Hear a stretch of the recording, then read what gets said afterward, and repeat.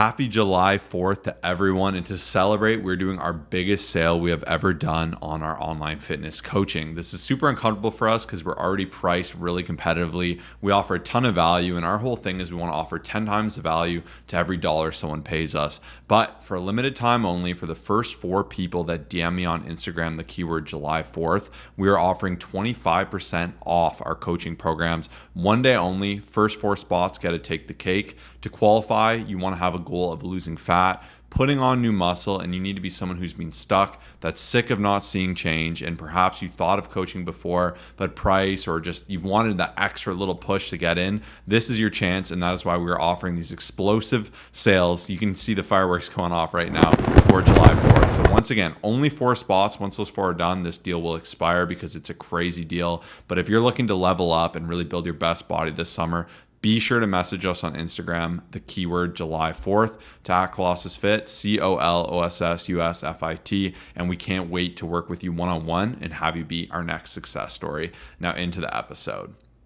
What's going on, everybody? Welcome to the Fit, Healthy, and most of all Happy podcast. I am your coach and host, Josh, here with his co-host and co-coach, KG, and I'm in the house. And yeah, happy July 4th, everyone. I hope everyone had a phenomenal weekend. Obviously, as we push into Monday here, we've got a brand new week in front of us, and you know you can always count on me and Kyle to be here with the motivation, with the inspiration, and I just want to say thank you for all the support lately. I also want to go ahead and share that we are doing a giveaway. We're giving away AirPods. I think that's a fantastic way to listen to our podcast, and you can enter the AirPod giveaway with the first link in our description. All you need to do to enter is tag some friends. Make sure you're following our page at ColossusFit, ColossusFit, and you're going to get 3 bonus entries if you actually share an episode that you've liked of our podcast, your story, or share the podcast in general. And once again, those extra entries will be a big contributor to you winning that prize. So make sure to do that so we can get you some brand new AirPods.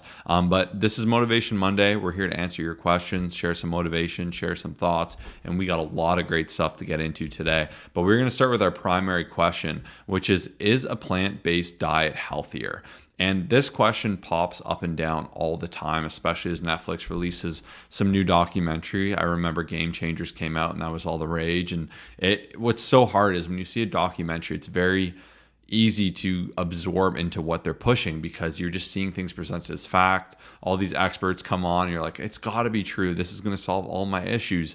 When in reality, when you look into it, that's not always the case. And then you saw the rebuttals to Game Changers and you saw that some of the science was a little flaky, but that doesn't mean there's not truths within it. And time again, people will say, I'm going plant-based because I want to be healthy. So I think the first hard part in this question is defining what healthy is. Is healthy mean you have the best blood work? Does healthy mean you look phenomenal? Does healthy mean you have the best overall health in every capacity? That's what I would attribute that definition to. But it encompasses quite a lot of different things.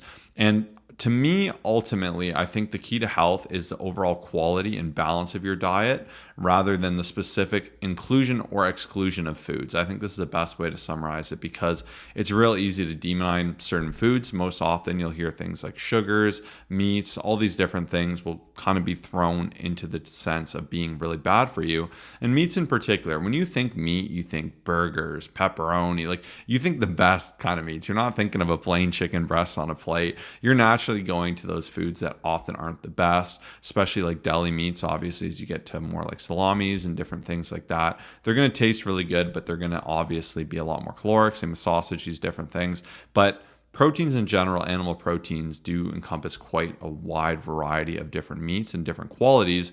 And what's hard is, yes, being plant-based can have a lot of benefit. In fact, it's been shown to actually lower your risk of chronic diseases such as heart disease, diabetes, hypertension, and certain cancers. And it actually has been linked to better weight management, improved cholesterol levels. And of course, this will happen. And what I think is tough is people will change their diet and then they'll see it as a fix-all. And perhaps you go from just eating garbage and sugars and fried chicken, all these things, to only eating plant-based, where you're really limited in what you can have. You're going to have less calories. You're going to eat more vegetables. You're going to feel more full and more satiety from the vegetables. And you're going to say, okay, well, this fixed all my problems.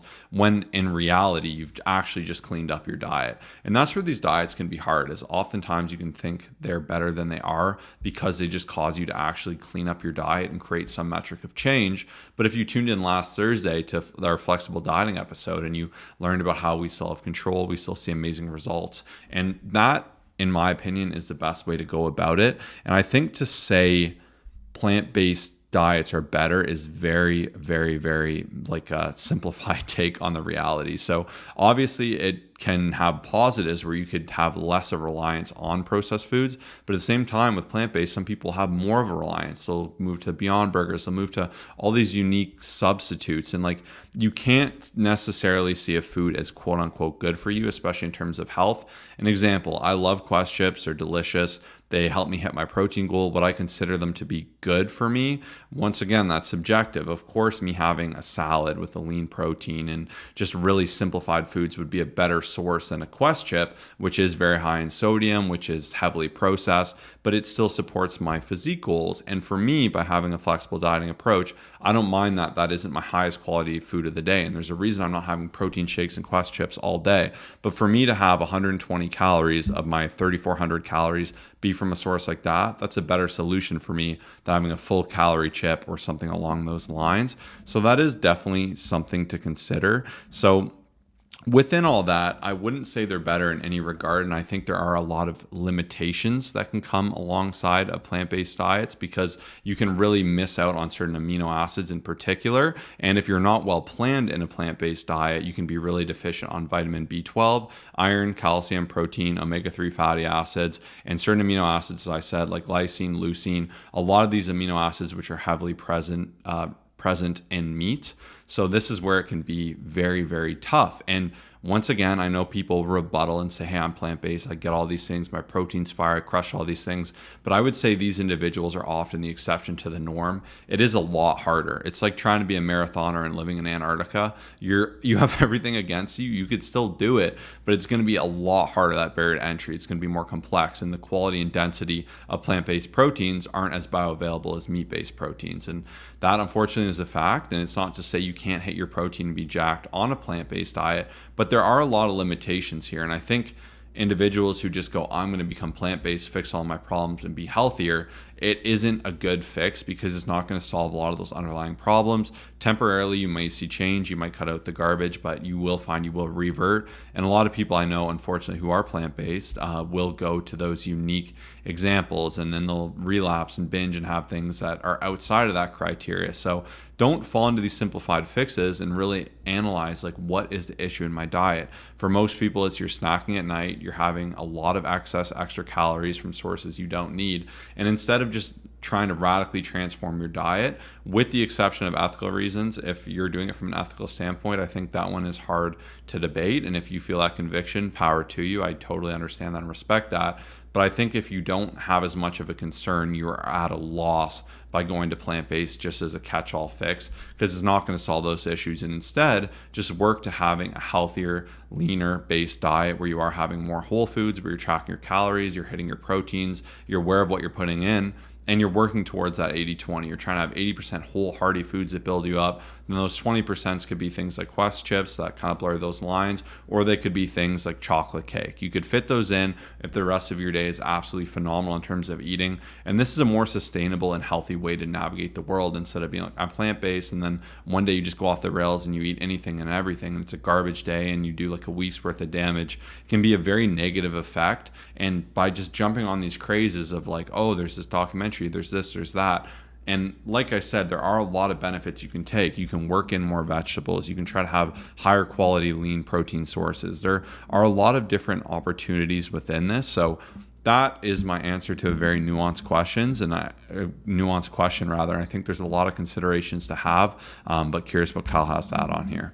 Yeah, I think it's so important to ask yourself why you're doing something. And oftentimes when we have these discussions with others who say they're going to try a specific diet or whatever it is, like some sort of specific eating, I feel like a lot of people usually can't answer it. They'll have some sort of response such as, oh, well, I saw Game Changers came out and that inspired me, but they don't really know exactly what's going on, but they just saw that and they got inspired, which it is great to be inspired, but at the same time, understanding what it is versus just like, oh, I thought that it would be interesting to try, I feel like just makes such a big difference. Obviously, ethical reasons, like Josh was saying, like it makes sense, but even people will say, I'm going to try carnivore diet because I saw Paul Saladino talking about it, and they don't really understand. And that's where it makes such a big difference on your fitness journey. Even I would love for you to listen to our podcast and be able to say, hey, I'm going to do flexible dieting because of all these reasons, not just because Coach Josh and Kyle said so, but because I believe this. And it does make a really big difference in terms of, I believe, sustainability and also just like believing in it, if that makes sense. But, I did listen to something recently where Layne Norton had talked about a lot of these specific diets where they can force you to eat.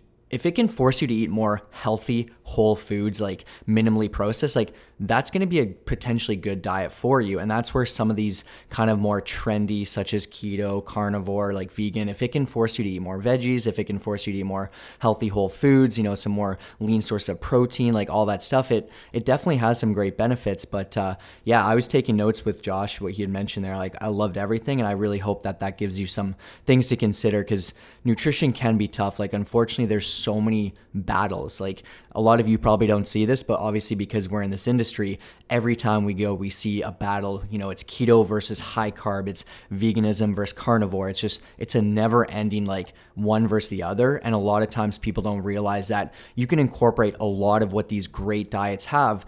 Carnivore has some awesome trends. They have some awesome things that they're talking about. Some of the things where the meat and the fruit diet, like there's a lot of great benefits in what they're saying. Same with veganism. But unfortunately, people just really stick to like the one side where it's like, it has to be this way, instead of including a lot of the great benefits that all of these diets have, if that makes sense. But yeah, I thought that was awesome. And hopefully that gives you something to think about on this fantastic Monday. Yeah, we like to build on these questions. So if you have a question after this question, please feel free to submit it. And I think it'll be great to continue that as we go forward. And I hope that answered that question there, because this is one I get all too often, and I think it can be a good attempt to solve the issue. And like I said, I think really just being honest about like what truly is holding you back from your success. And if you're like, every time I go out, I overorder, I always snack at night, I can't help myself, and I don't eat a healthy breakfast, and I go eat garbage out, like fix the small issues before you trying to radically change. And I know it can be exciting, the thought of one thing fixing all your problems, and that's where people fall into this.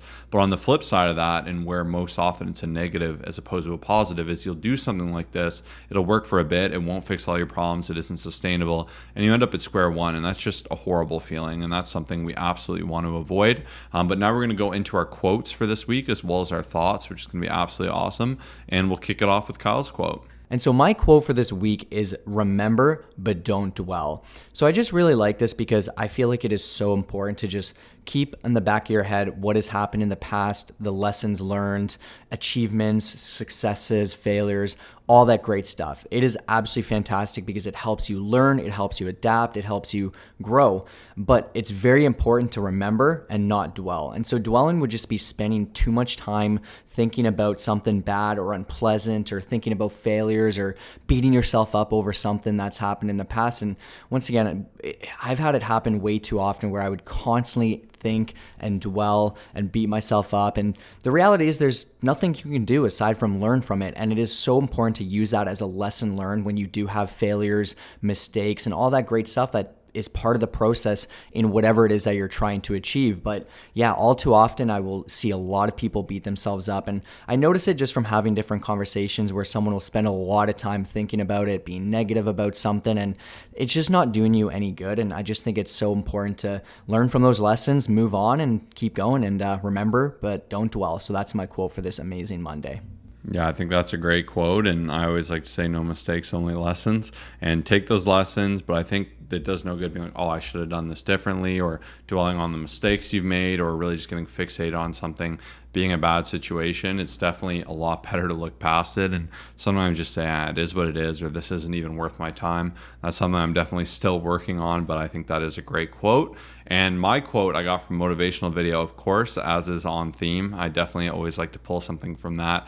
But this really just hit me, and it was, success comes from what you do when no one's watching.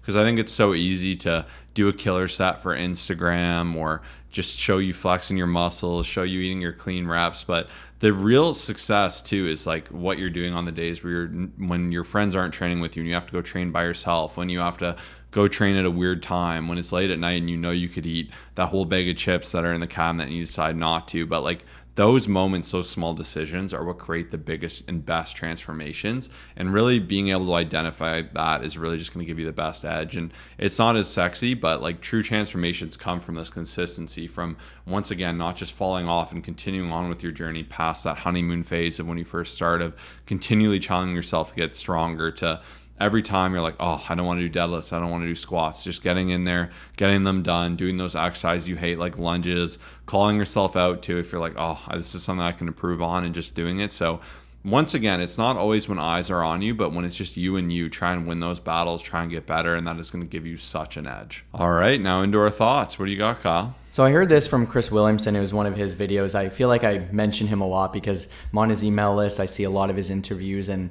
I guess now I'm getting recommended some of his videos. But he had said something that really stood out to me. It was, you've already achieved goals that you said that would make you happy. So I thought about this for a second because it's kind of on the topic of appreciating your wins and like celebrating when you've reached certain milestones. So for example, I know for a fact this can relate to hundreds and hundreds, if not, I guess, thousands of you, where you said there would be a certain point in your journey where you would be happy with where you are, where you'd appreciate it, where you'd celebrate it, and then the milestone and the what you're striving for just keeps getting pushed back. You say, you know what, once I reach 20 pounds, here's what I'm going to be happy. This is where I want to be. And then you reach it, and then it's like, you know what, another 5 pounds, another 5 pounds. And it's not just specifically for that, but I think the main point I'm trying to get across is to really take time to celebrate those wins, to appreciate it, and give yourself some credit where credit's due. I know last week I spent some time talking about how a lot of times people just have a hard time accepting their wins, their accomplishments, how well they're actually doing. But think of like, even I'm guilty of this. Like I would set some goals to build our business to a certain amount, to our subscribers, our client base, like all these things. And then the goalpost just keeps moving and you don't even really take that time to celebrate and to acknowledge it. And so this is just a friendly reminder to really, when you set these goals, to spend time thinking about it. Like once again, last example is I would set goals every month, and then as soon as a new month hits, I would check it off and then move forward. I wouldn't even think about it. I wouldn't reflect on it. I wouldn't give myself a pat on the back. And I see a lot of people doing this, and this isn't just for their fitness journey. This is just every part of their life. If you're a great parent, you tell yourself you're going to do this thing, and you don't even really spend time acknowledging how awesome you're actually doing. You just keep moving forward. And I think it's so important to give yourself some credit where credit's due. Yeah, that's really, really well said. And even just a note I had is most people quit thinking about how far they need to go, not thinking about how far they've already came. And I think that really goes hand in hand with what Kyle was saying there, because it's so easy to be overwhelmed by how much more you want to achieve. But when you look at it, you're like, wow, I've actually done some great progress. I've come a lot farther than I want. And those goalposts will shift. And I think that can be healthy as long as you look at it as something you're working towards, not something you need to achieve, even going hand in hand with my quote from last week. But then for my thoughts here, one thing I just kind of had on the top of my mind was to not get too fired up about the potential of excuses. It's real easy for something to pop up and be like, oh, this is a catalyst for me not being able to do this basic thing I want to do. Example, I have a little cut on my palm and I'm like, oh, it's going to be hard to bench. I don't like this. It's not the end of the world or anything, but it's more of an inconvenience. And it's easy to let your mind try to self-justify your inaction because of something small that happened. As a personal trainer, I saw this quite a lot. There'd be like, oh, my shoulder's a little bit sore, so I can't work out this whole week. And I would always challenge people with that. And I'd say, okay, well, come in, let's do legs. We have machines here. You're not going to have to grip anything. We can fully work your legs, or we can do some cardio training. And just the same with my online clients, if they're, for whatever reason, not able to be in the gym, I'm like, this is an opportunity to double down on a rest. If you're like absolutely horribly sick, it's like rest, heal, focus on that. And then a step behind that is like, you have a slight injury. It's like, okay, well, can you still focus on really good quality nutrition? Can we eat better than we've ever eaten before? Can we try cooking a new meal? If you have that upper body injury, maybe we do a 4-day lower training session that week. There's nothing wrong with that. And once again, don't glorify and put these excuses on a pedestal. They'll come up all the time. And the more you entertain them, the easier it is to constantly find reasons to why you can't. Instead, look for a reason past them. Look for a reason through it. And it's like, how can I still succeed despite this annoying challenge? And it doesn't hurt to try. Like I went and I tried benching, I adjusted my grip. It wasn't the most pleasant, but it didn't kill me. It really wasn't a big deal. The cut will be healed next time I bench, which is going to be perfect example of just how easy it could be. So really just focus on that and look for your way through obstacles. Don't even just like let them be full roadblocks. And if you can't go through them, go around them at least. Find that substitute. But there's just a myriad of things that can always pop up, and don't like just let it excite you as to why you can't do things. Like maybe go to the gym and your car breaks down. It's like you could still work out at home. You still have that time budgeted in, and it's most often people won't do that extra thing and they'll kind of be almost excited, like I said, about it. But to what I was saying earlier, like success comes from what you do when no one's watching and how you respond to adversity, and when these things pop up, how you decide to overcome it. So that was my main thought there. And now we're going to go ahead and jump into our client shout out. Who do we got this week? So today I just want to take this time to shout out John, who's been absolutely crushing it with Coach Armando. He's lost body fat, he's built muscle, all at the ages of 50, which is absolutely incredible. And we hear a lot of self-limiting beliefs of people who think it's potentially too late, their metabolism's slow, they don't have what it takes. And honestly, no matter what age it is, you deserve to feel your absolute best, whether it's to play with your kids, your grandkids, to just go on a family vacation feeling just better about yourself, having more confidence. Like, you absolutely deserve it, and you have what it takes. Once again, no matter what, if you're listening to this at 60 or 72 or 16 or 24, we can help you. And that's one of the biggest things even John had said when we asked him for his tips and, some things about the overall program, was he said he loved the accountability and he loved the customization, because we take everything into consideration between your age, your body type, the amount of time you have access to, the equipment. And that's what makes this journey so incredible. And our ability to be able to help you is really tailoring it based off of your exact scenario. Whereas other coaches will just look at you as another number. They'll say, they'll just plug you into a system and send off a routine and nutrition facts and all this other stuff. And it doesn't actually help you, because every person is so unique and different. So please show some love to John. Every Monday we post the photo, we post some tips, we post the testimonial video that we asked him for, and couldn't be more proud of the results he's got with Coach Armando. So let's keep this amazing episode going. This is your chance, 25% off, no hoops to jump through. As long as you're someone who's motivated, hungry, and ready to see change, we will do all the hard work for you, lay out a roadmap for you to see your success and become our next success story. So once again, message us that keyword July 4th. Let's celebrate together by building you your best body this summer, to our Instagram page at ColossusFit, ColossusUSFIT. And for our second and final question today, we're sticking with two because we have a nutrition theme, and I really wanted to go in depth into these two questions because they're questions I see all too often, and I'm sure you'll partially know my answer from the first answer I provided today. And the second question we have is intermittent fasting superior to normal eating windows? I know so many people who are shredded because of it. And first thing I'll say is it's really easy to have confirmation bias because you'll know someone who does some weird exotic thing and they look great. Like there's one guy I knew at the gym, and we used to call him Coach. He's like this older dude that come around and give everyone advice. Unfortunately, he didn't look the best, but I think this is a good example nonetheless. But he said when you deadlift, you should curve your spine as much as possible because that's where your power comes from. Horrible advice. Didn't take it to heart because I'm like, this is just actually the worst advice. I don't care to snap my spine. But what it gets interesting is if he was like 300 pounds shredded and the biggest dude in the gym, I'd probably listen to him like at that time in my life as someone who's newer. And what's hard on Instagram, you see all these people that look phenomenal and they'll give you some outlandish quick fix. And it's hard not to trust that. But the negative side that comes alongside that is a lot of these individuals will be using performance-enhancing substances. A lot of them will have really phenomenal genetics and may not have had to work as hard. And that's not to say that take away from their accomplishment. A lot of them will be very smart, but you got to look at the quality of source. You can't just take anything anyone says as liquid gold from their mouth just because they've said it once. And that's where it's hard. If everyone you see is shredded, is like intermittent fasting gets me shredded, and especially in your like social groups, people will do things a certain way, and it's easy to see that as fact. But I really encourage you to look past it, look it up, really get into the literature, get in the science of it, and or try things yourself and see what works best. But I just wanted to quickly lay out some of the benefits of intermittent fasting and then really talk about some of the drawbacks and then kind of get into my overall thought of it. So obviously one of the best benefits that come alongside intermittent fasting is weight loss and or fat loss. So you hear this all the time, that intermittent fasting has been that thing to solve everything, right? So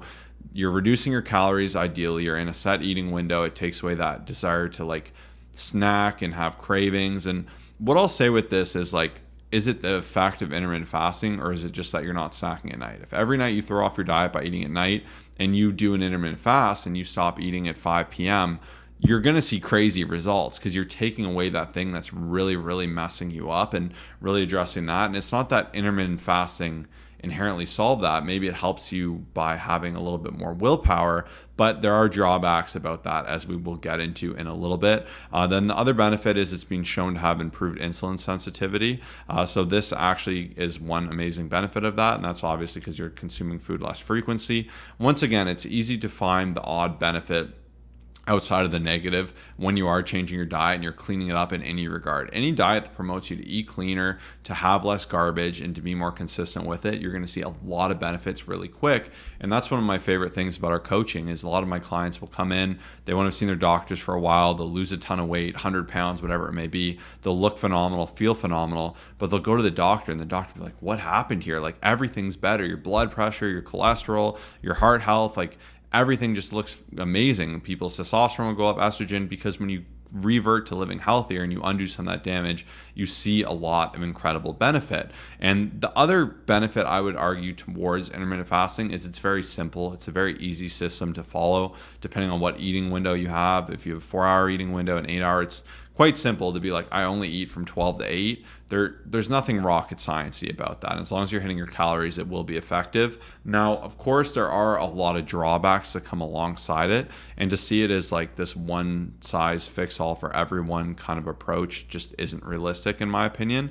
So obviously the biggest drawback, similar to what I said with plant-based, is you could be deficient in some nutrients. It can be a lot harder to actually have a good wide variety of food with really good high quality foods at that. Because if you're eating super fiber rich foods, having really great whole foods, you're going to be really stuffed, and it's actually going to be hard to consume all your calories and get them in. So that can be a big drawback, and you can often revert to eating foods that are really calorie heavy or very simple, because if you're only eating within 4 hours, you might have no problem eating a number 6 from McDonald's, whatever that is, and then having a chicken breast and then having a protein shake, and like just getting a really jambly amount of random foods where there isn't much intention and you aren't having a wide variety of macronutrients.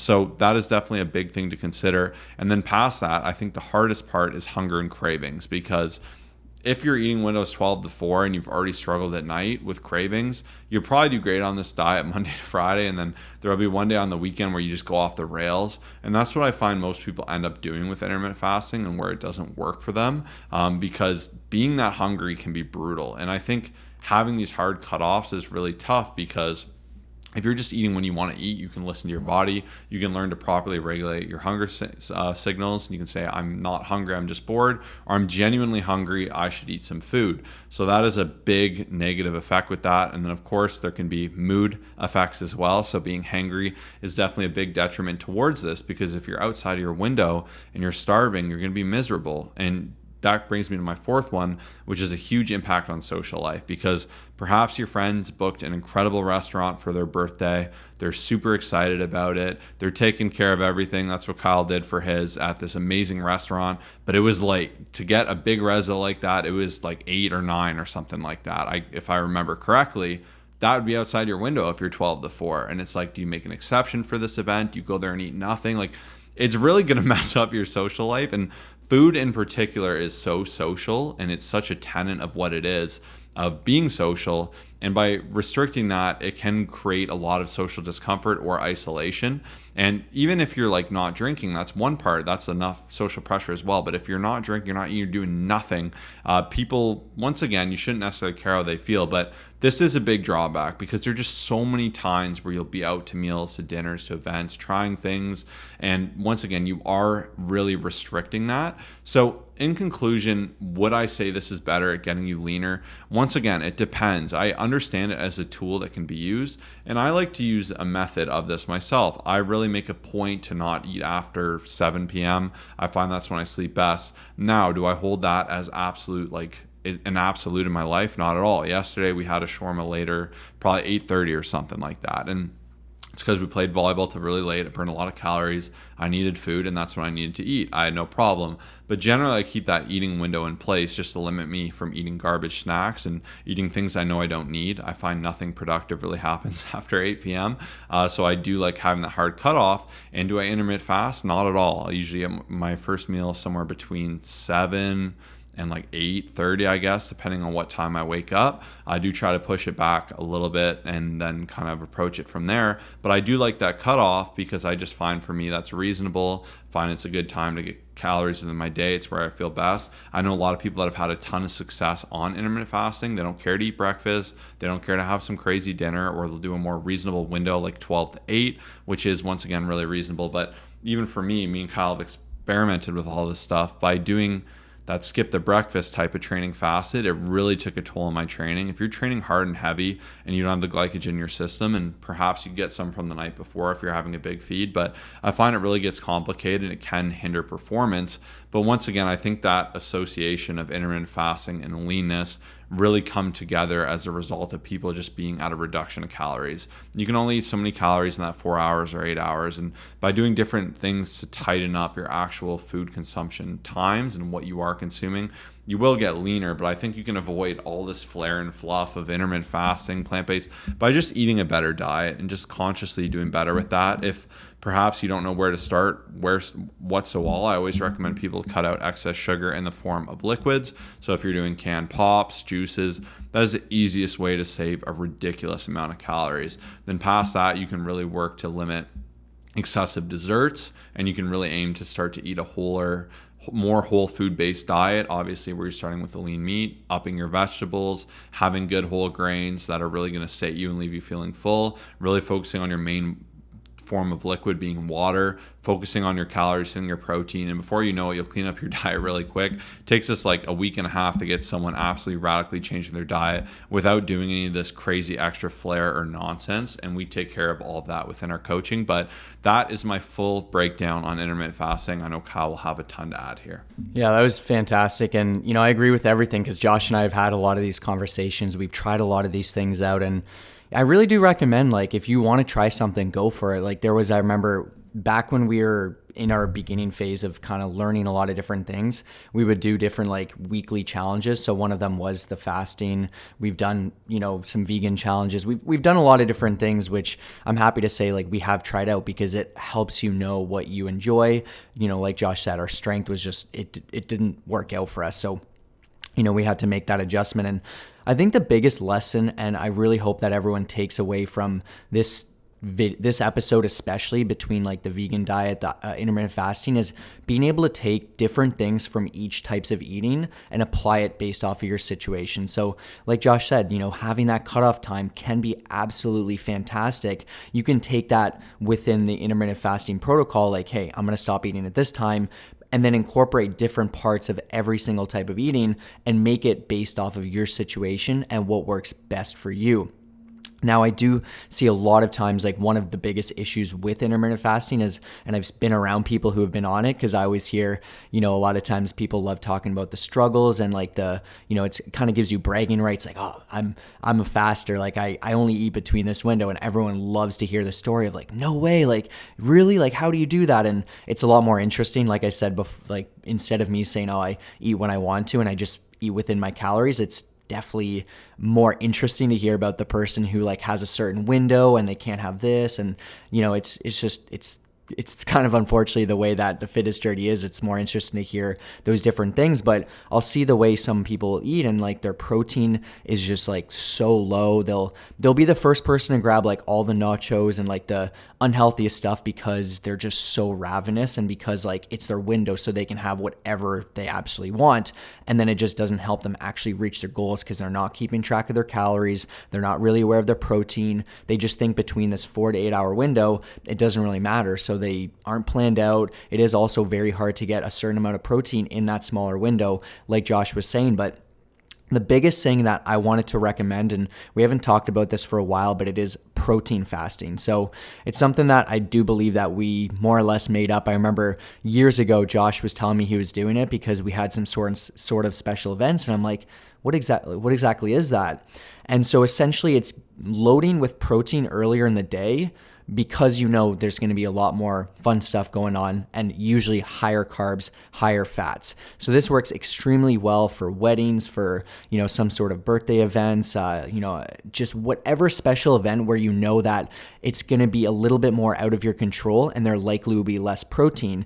So for breakfast lately, what I've been doing on these special event days is just really, really high amount of Greek yogurt. I will have some sort of fruits to get some, you know, extra calories in as well, and just, you know, some health benefits from that. So it's like less calories, like usually around 300 or so, with like a lot of protein and then just a little bit of fruits, usually some sort of snack around lunchtime, which is protein dense. So like I'll be in that 70 to 90 gram of protein, like just around lunch. And then it gives myself a massive amount of calories for the rest of the day. Like whatever someone tosses on the barbecue, whatever is being served at that wedding, that bachelor event, like whatever it is, it allows you to still hit your protein targets instead of just fasting for the sake of it and then just like hitting 40 grams of protein, which is very normal. It's protein fasting, which allows you to hit your protein goals and then still stay within your calorie range later in the day. And I think it's an amazing way to approach eating because you're using the whole fasting side of things, but you're kind of creating a little bit of a twist, which can absolutely be fantastic to add in. So